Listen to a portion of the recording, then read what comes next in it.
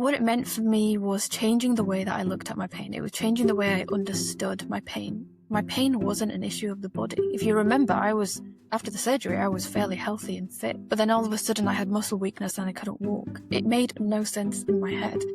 Muscle deterioration doesn't happen that rapidly, and pain doesn't just come out of nowhere. So somatic tracking helped me realize that the pain is not structural damage in my body. If anything, they said, your bloods are great, they're healthy, not even one sign of inflammation. I thought, well, there must be something wrong. So when I started somatic tracking, that made me realize that actually, let's change the way I look at this pain. It's an issue of the brain, not an issue of the body. Welcome to The Story Behind the Symptoms, a podcast from Symptomatic.me. Your host is David Clark, MD, a board-certified gastroenterologist who successfully diagnosed and treated over 7,000 patients with neuroplastic pain or illness. Each episode, we dive into our guests' life experiences to uncover the deeper causes of their symptoms. By listening to their story, you will gain insights that advance your own journey towards knowledge that becomes healing. Hello, and welcome to the Story Behind the Symptoms podcast. I am your host, Dr. David Clark, and on this podcast, we talk to guests who have experienced neuroplastic symptoms and about how they experienced them and what they did to recover. My guest today is Lana, and Lana, why don't you introduce yourself? I'm Lana. I'm 28 years old, and I'm just a guest on for today's show and just ready to just kind of share my story and kind of let you guys know, kind of step into my world and where I am today and where I have been as well. Great. Thank you so much for being here. I know that everyone who hears your story will gain a tremendous amount of hope for their own situation. So why don't we begin with when your symptoms began? About how old were you and how did things start off? So it was around the age of 24. I had a myriad of symptoms. I had a career. I just started out a career in teaching. And on the side, I was trying to kind of create and build a tutoring business. But I was juggling health issues. I had IBS. I had pelvic pain. I had chronic urinary tract infections, and I had endometriosis.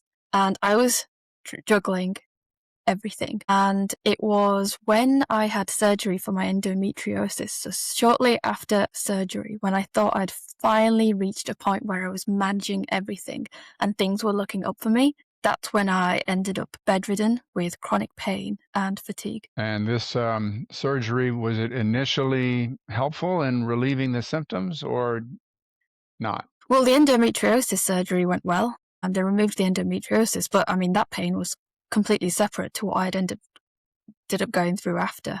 I think the reason I mentioned the endometriosis and the other health issues is because there was a high level of stress at play at the time in my life. Okay.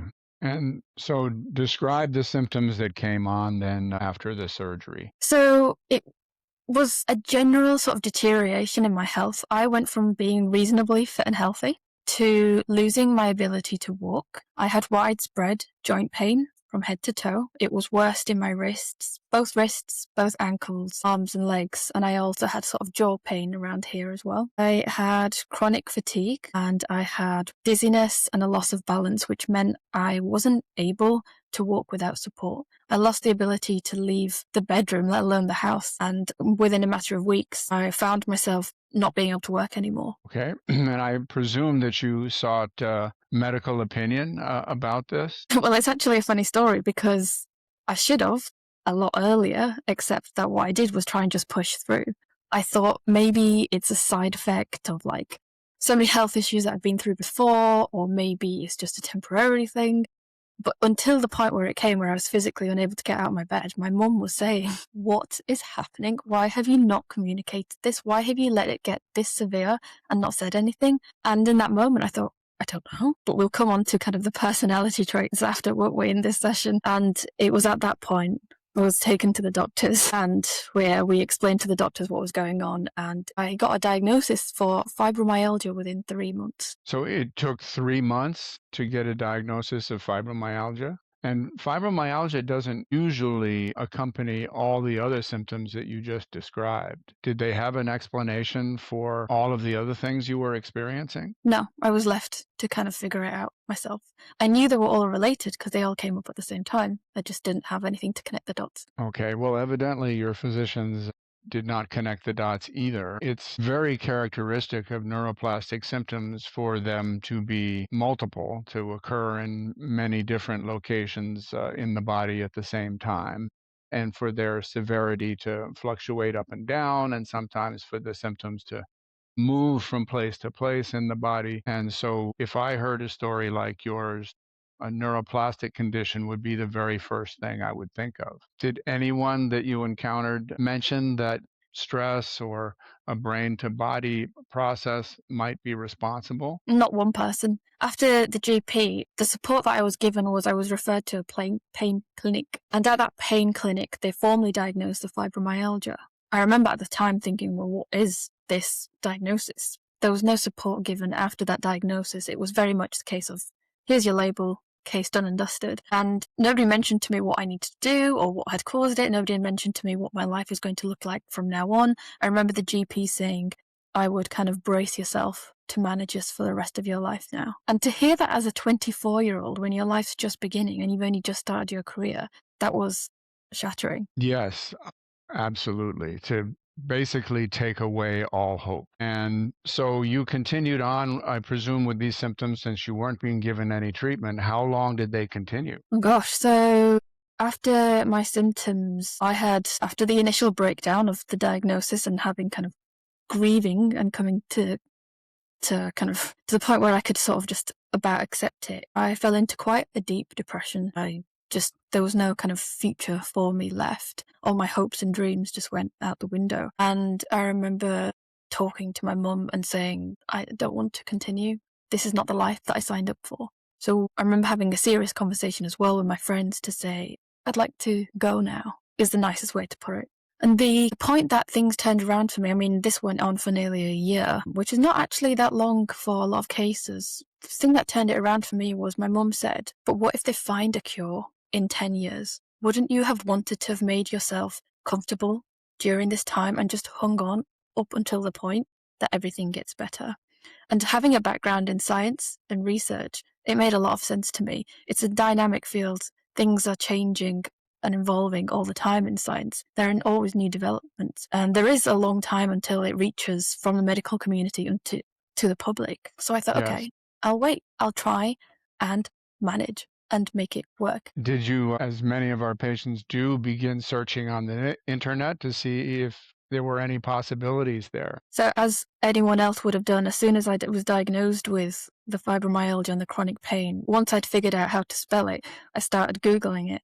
And that's probably why the depression kind of spiraled into despair, because what I was reading was hopeless. It was, I've had this for 40, 50 years. My life has never been better. I'm fully disabled. I'm wheelchair bound. And I thought, oh my gosh, I can't walk. I need to start looking for a wheelchair at the age of 24. And then I thought, oh my gosh, I can't even afford that. Google was, somebody said to me, why don't you go on social media community groups and talk to people who have it? As soon as I went on there, it was so bleak that I immediately just deleted my social media accounts. And I thought, I can't expose myself to that negativity. So I didn't benefit much from the internet. Yeah, that's all too common a story, unfortunately. The ATNS is doing its best to reach out to people that have these conditions and show them that there's another way. But eventually, you found something that began to turn things around. Yeah. So at the time, this was during the Googling, I started looking at podcasts about people talking about chronic pain from a scientific background, something that I could relate to. And I came across a company called Curable. I downloaded their app. And through that app, I came across the name of Alan Gordon, who had written a book with Alan Ziv, The Way Out. So using that app, I'd found this book. It was about the revolutionary kind of road to recovering from chronic pain. So I got the book, and I remember reading the first chapter, and my jaw was just probably dropped the entire time as I was reading it, because I finally felt seen and understood. And I thought, if this guy, who has basically all the same symptoms as me, has recovered, then I can as well. Through that book, I learned about pain reprocessing therapy, which is a technique I'm sure you're aware of. And that's when I started practicing somatic tracking. All right. And what did somatic tracking mean for you? So somatic tracking is a rewiring technique that I used every day when my pain came on. And what it meant for me was changing the way that I looked at my pain. It was changing the way I understood my pain. My pain wasn't an issue of the body. If you remember, after the surgery, I was fairly healthy and fit. But then all of a sudden I had muscle weakness and I couldn't walk. It made no sense in my head. Muscle deterioration doesn't happen that rapidly. And pain doesn't just come out of nowhere. So the somatic tracking helped me realize that the pain is not structural damage in my body, which made sense. I'd had all the blood tests done. I'd been checked for long COVID, all the viruses going around to check for anything to do with that, and nothing came up. If anything, they said, your bloods are great. They're healthy. Not even one sign of inflammation. And I thought, well, there must be something wrong. So when I started somatic tracking, that made me realize that actually, let's change the way I look at this pain. It's an issue of the brain, not an issue of the body. And what happened then with your body? Did you start to notice improvement right away, or did it take some time? Within 2 weeks, 90% of my pain had disappeared. In 2 weeks? It was shocking. Yeah. And your strength and the irritable bowel and bladder symptoms and jaw and joint, all of those things? So a few months later, what I found was the pelvic pain disappeared. IBS pain disappeared. I could start eating things like gluten and other things I thought I couldn't eat again. So I started putting on weight and I started getting healthier. I didn't realize I was suffering from chronic headaches. Looking back, I think they were migraines now, hence glasses as well, because I have a light sensitivity, which I wasn't aware of. But they went. I remember having to take painkillers every day for my headaches. And then after I didn't even do somatic tracking for my headache or my pelvic pain. I did it for the joint pain that I was in. But not only did it take away the joint pain, it took everything else away as well. Yeah, that's an amazing turnaround. Although, we've certainly heard that same kind of story from many people. And now we're several years later. Are you still having physical symptoms of any kind, or has your body gone back to what we might consider a normal state? Well, this is the healthiest that I've ever been. I wouldn't even say my norm. I'm stronger. I feel more my brain isn't kind of fogged down anymore. I feel sharper. I can do more things than I was able to do beforehand and during. I have no benefit. People still ask me, well, do you do all the techniques that you did? Do you have to keep doing all the techniques that you did back then? No, they've served their purpose. So I don't have to do them anymore. I'm fine. So how old were you when the symptoms like this first began? I mean, were you a perfectly healthy person until you were 24, or can you think back to symptoms that might have been neuroplastic at earlier ages? All my health issues began around 20 and 21. Okay. Remember peaking around 24 and then getting the diagnosis around 25, 26. Obviously being 28, 29 now. During my childhood, I don't remember being in pain. I did suffer from bouts of depression, quite severe depression, actually. Okay. Yeah, that's potentially very important. We'll talk about that in a bit. Can you think of anything that happened around the age of 20 that might have served as a trigger for these symptoms first beginning? I mean, I would put it down to the stress of the unstable family background. There was a lot of movement going on that was out of my control. I had the inability to manage my anxiety and depression. I'd also started a very stimulating and stressful career in teaching secondary science to secondary school kids. And I was building a tutoring business on the side. I wasn't eating well. I wasn't exercising, very rarely slept. It was a lot to struggle and to manage. There was a lot going on, but instead of kind of slowing down, I knuckled down harder, ignored it all, and just kind of pushed through. Yeah, that's a very common personality characteristic for many people with neuroplastic symptoms, is that they are focused on the needs of other people to the exclusion of themselves. They don't put themselves on the list of people they take care of. So they're focused on, for example, in your case, the teaching and the tutoring. And it plays out also in when you first became severely ill, you weren't looking for someone else like a physician to diagnose and treat this condition. You were again focused on just powering through and trying to solve it yourself through, just greater energy and focus.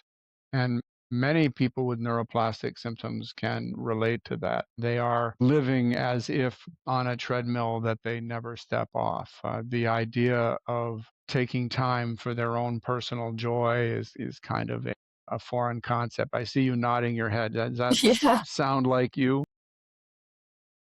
To an extent, I feel like it's still me, but I don't do it nowhere near to the extent I was doing it before. Sometimes I just reflect and I'm shocked at the pace and intensity I went at for the entirety of my life, to the point where I was forced to stop. My body was the thing that had to stop me. Yeah, and this is a personality trait that, people are not born with. They acquire this, they learn this, and it most often in my patients is in relationship to a family background that has challenges of one sort or another. And children in a family home where there are challenges will commonly focus on trying to solve or fix or improve or do something about those challenges. And so, even as kids, they get focused on issues that are outside of themselves, and that as children, they really don't have the capacity to effect significant changes,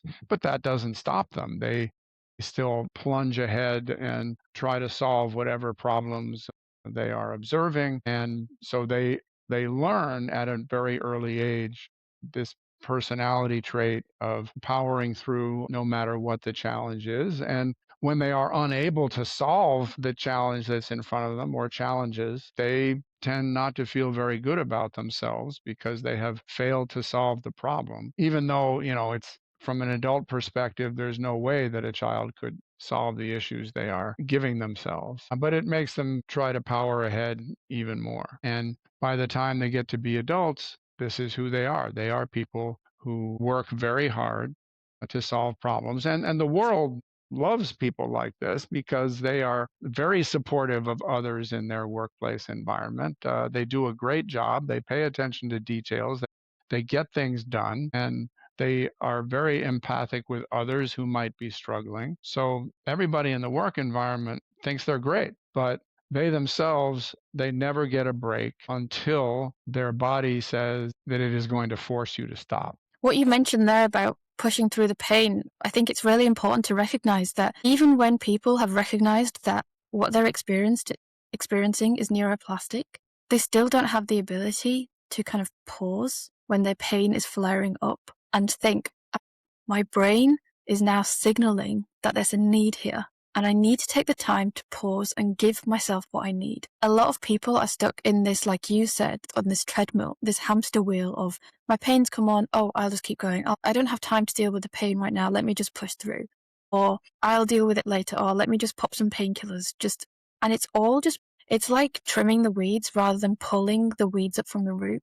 You have to take the time to rewire your brain and associate the signals with safety and to stop pushing through. The more you distract yourself from the pain, the more you're teaching your brain that this is something to be afraid of and that you are in fact in danger. And when your brain thinks that you're in danger, of course, it's going to keep reinforcing those pain signals. Like we know from Dr. Howard Schubiner, neurons that fire together wire together. So you're just reinforcing that pain fear cycle. Yeah, that's absolutely how it works. And one of the key skills that is most helpful for my patients is when they learn to take regular time for activity that has no purpose but their own joy. And when I suggest this to my patients, they'll often look at me and say, what am I going to do with that time? Because they have never done that before, and they really don't have experience with activities that they just do for fun, that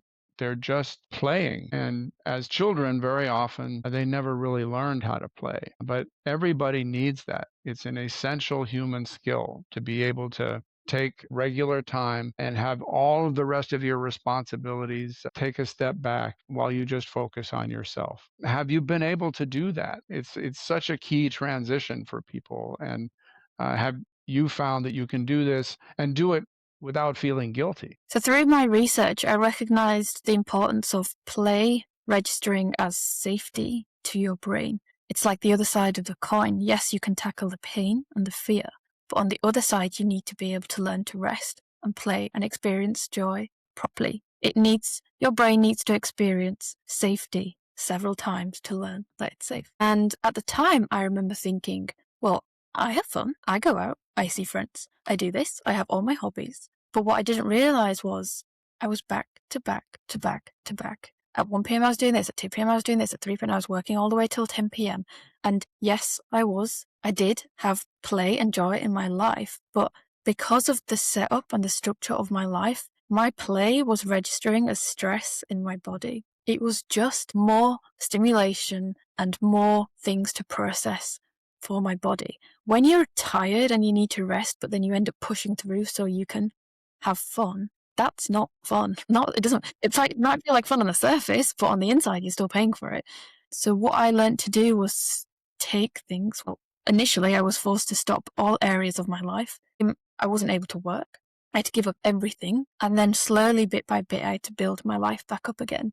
And I started with real interests. I remember having what I would say was a bit of an identity crisis, because once I took the hustle nature out of me, I thought, wait, without my work and my ambition, who am I? That's right. Who is Lana without all of those things that you've been doing for your entire life? It's a complete redefinition, but it is absolutely what your mind is trying to communicate to you via these symptoms. It is forcing you to re-examine everything you've been doing. That's it. Yeah. The whole process has been a massive process of reflection, trial and error all the way. Are you still getting symptoms that are sending you those kinds of signals, or have they largely gone away? Completely gone away. I've been symptom-free for nearly 2-3 years now. That's an amazing transformation. You really should give yourself a tremendous amount of credit for having done that. That is not easy to do in 2 years. No, and since then, it's become my kind of purpose to share this knowledge. And I thought, okay, I'm going to get my word out there and do this. But then I had to have my word with myself. I said, I can't do the whole cycle again where I stay up late and I'm working after work to push this agenda. I'm going to share this knowledge and my story in a way that's healthy for me. It's a slower pace, but I'm still helping people. And that's what matters. I mean, I had a woman write into me and say, because of you and your social media channels, my pain disappeared within a week. That was a week faster than me. Yeah, no, it's remarkable the transformation that people with neuroplastic symptoms can undergo. Other people, they need years of psychotherapy. Everybody's different. Not everybody can turn things around in a short space of time. So I don't want people who are watching this to feel like they're in any way falling short if they don't cure themselves in a month or something. As long as you are on that pathway toward improvement, that pathway tends to continue, and eventually people get where they need to be. Can you share anything that might have contributed to your anxiety and depression as a girl? Because I think that was clearly a foundation for what happened to you in your 20s. To put it down to not having experienced a sense of safety growing up at home. There was a lot of changes taking place that were outside of my control. And sometimes I felt like I was in the way. I'm really close with my parents now, and we've intentionally built that repair. But growing up, it was difficult.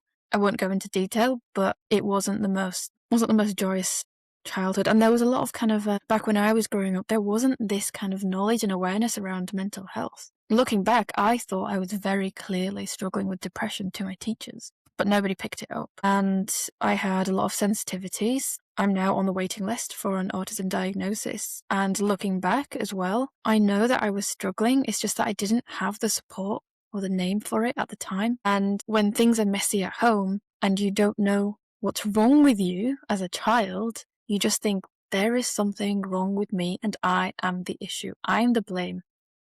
That's probably where the traits come from, because I felt the need to kind of prove myself, to work towards being something of worth. Yeah, that's such an important observation. So many of my patients have been in environments that have led them to believe they are not quite as good as other children, or they are second rate, or in some terrible cases that they are worthless. And when a child feels that way for any of a whole range of different reasons. Often the reaction is to double down on working and trying to be perfect and solving problems in the household and being vigilant about things that might go wrong in the household, and just cranking up the intensity level as a way of proving to yourself that, you are a worthwhile human being. And that can become, when it's acquired at such an early age, it can become just the normal way of living for that person. You can be internalizing those assumptions about yourself that you're not quite as good as other people. So much of the foundation of neuroplastic symptoms has to do with what you learned about yourself as a kid that simply isn't true. My patients who have been through these experiences have had to have heroic levels of perseverance to make it through those. But they don't have any parallel life to compare themselves with. So they're not, when they look back, they're not seeing how difficult it truly was. For some of our viewers, I can share that a question I often ask my patients is to imagine their own child growing up in the same environment they did, and that they have to watch that child try to cope with everything um, that they themselves did. And often that enables them to have a much more accurate sense of how much they went through. That they can't necessarily recognize it in themselves, but if they think about a child they care about going through those same experiences, it becomes much more dramatically real. And they can give themselves credit for how much they had to overcome that was through no fault of their own. Mm-hmm. And internalizing that credit makes a big difference. It helps people to feel more justified in taking that time for their own joy, for example. And it also helps change their relationships that they have as adults, that they are no longer as comfortable in relationships where they are giving so much of themselves to the other person that it ends up being an unbalanced relationship. Once you give yourself credit for how much you overcame as a child, then you realize, you know what, I deserve to be getting back from people I'm in close relationships with, and I deserve to get as much back from those people as I am giving to those people. And that's another big shift that brings the stress level down and helps alleviate symptoms. I've had many patients over the years that were in fairly toxic relationships personally, but once they fully recognized how much they had been through as kids and gave themselves the credit they deserved for having come through that, they wouldn't put up with those unbalanced relationships anymore. And they became open to much more balanced and mutually supportive relationships. So it's all part of this same healing process. And I suspect you've gone through a lot of this yourself since the symptoms have gone away. Yeah. And just to tie what you've mentioned here about the role of relationships to kind of length of recovery as well. I know I mentioned within a fortnight I had almost became pain-free, but my healing journey didn't actually just stop there. What I was doing before, during, and after the pain reprocessing therapy was a step that I call reprocessing. So you first is relearning that the pain is not how you perceive it, it's all rooted in the brain. Secondly is the rewiring techniques. And then thirdly is what I kind of said is reprocessing. I worked very closely with a cognitive behavioral therapist for my mental health. I worked closely with a psychotherapist specializing in trauma. And what we did is we unpacked every single event from my childhood that was still stuck in my body. And we reprocessed every difficult memory. And that step is so important for long-term recovery, because that is the permanent solution to permanently recovering from your chronic neuroplastic pain. Yeah, I couldn't agree more. I've found with so many of my patients that when they can identify the assumptions they had made about themselves as kids and recognize that they are false and replace them with more accurate ideas about who they are and the, as I mentioned, heroic perseverance that they showed as kids, and that many of them grew up in the equivalent of a minefield where on any given day something terrible could happen, but it was often unpredictable. And so they had to be constantly vigilant. And when those deep roots of neuroplastic symptoms are identified and modified in a favorable way, then that leads to a permanent improvement in a person's physical health as well as their mental health. Definitely. Remarkable journey that you have been on. Are there any issues that you are still working on to this day, or are you feeling like you have had success with the major concerns? I fully made a recovery. There was one problem that it took me quite a long time to kind of work through, and that was my chronic pain had gone, but I still was left with chronic fatigue. And I took the techniques from my research quite literally and put them to use to tackle my pain, not ever once realizing that those same techniques that I used to heal my pain could heal my fatigue. And that connection took so long. And once I did, I applied the same techniques. So every time my body switched off in terms of I was fatigued, my brain shut down, I would need to it would sometimes take hours of days of recovery.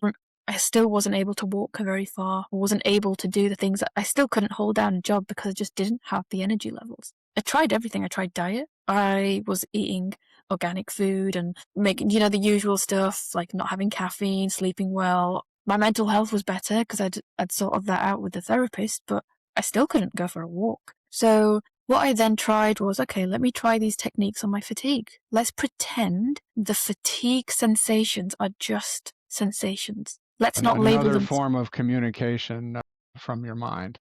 It's just another signal, just like pain, fatigue is just a signal. So I sat down with the fatigue and I watched it and I observed it and I told myself, these are just sensations. I am not tired. I'm not fatigued. My brain is just interpreting danger when there isn't any. So it's my job to teach it safety. I did that, and within a few weeks, less than a month, it was definitely less than a month, fatigue went completely away. At that point, I was so happy. I got a personal trainer, went straight to the gym. Yeah, I wish you could go straight back to all the doctors who saw you several years ago and show them what you have done and how you did it. This is what the ATNS is trying to teach the entire healthcare profession, both medical and mental health, so that the tens of millions of people who suffer from the same symptoms that you had can finally get the care they deserve. Thank you so much for sharing your story with us. I know it's going to be enormously beneficial to everybody who sees it. Do you have any questions for me or anything else that you'd like to share before we close? I just wanted to kind of mention some people get very wrapped up in the idea of, I have fibromyalgia, therefore I can't associate myself with having neuroplastic pain or fatigue. But they're all in the same category. Your migraines, long COVID, my pelvic pain, my IBS, fibromyalgia, they're all in the same category. Chronic fatigue, again, the same technique applies. So my social media channels are at Curing Fibromyalgia because I target people with fibromyalgia specifically.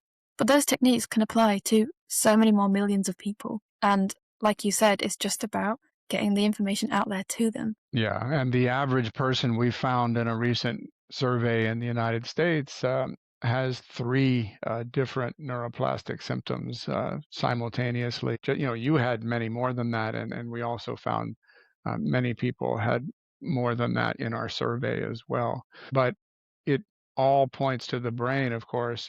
We are trying very hard to persuade physicians that when they see a patient who's got multiple symptoms, that the first thing they should be thinking about is that the brain is responsible, because the brain is the one organ that sends its nerve impulses throughout the body. There are not many diseases that can cause migraines, irritable bowel, and bladder spasms, for example. Neuroplastic conditions do that all the time. It's one of its characteristics. Not everybody has more than one. Certainly, many people just have the one symptom. But when you are a clinician and you see somebody who's got multiple symptoms or symptoms that move from place to place, then evaluating for a neuroplastic cause is really essential. Thank you so much, Lana. It's been a pleasure speaking with you. Thank you so much for having me.